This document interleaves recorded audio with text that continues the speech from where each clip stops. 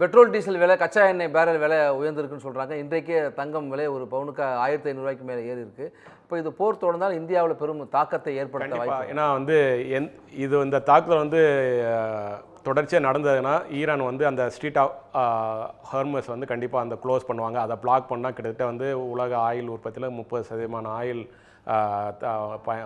வெளியேற்றல் வந்து தடைப்படும். அதன் மூலம் மிகப்பெரிய ஆயில் உடைய விலைவாசி கூடும். ஆயில் விலைவாசி கூடுனா அனைத்து பொருளோடைய விலைவாசியும் கூடும். டிரான்ஸ்போர்ட்டேஷனுடைய காஸ்ட் கூடும், ஃப்ளைட்டு போகிற காஸ்ட் கூடும். எல்லாமே வந்து அதோடைய இன்டர் கனெக்டடாக தான் இருக்கனால இந்த ஆயில் இன்றைக்கே பார்த்தீங்கன்னா கிட்டத்தட்ட $9 வந்து ஆயில் வந்து இன்க்ரீஸ், அதோடைய ப்ரைஸ் வந்து இன்க்ரீஸ் ஆகிட்டு. ஸோ வந்து கண்டிப்பாக வந்து ஈரானை தாக்குதல் என்பது கண்டிப்பாக வந்து ஆயில் ஆயில் கச்சா எண்ணெயோடைய விலையை வந்து கண்டிப்பாக உயர்த்தும். அது மட்டும் இல்லை, இதனுடைய விலை உயர்வு வந்து மற்ற பொருட்களுடைய விலையில வந்து அது பிரதிபலிக்குங்கிறது உறுதியான ஒரு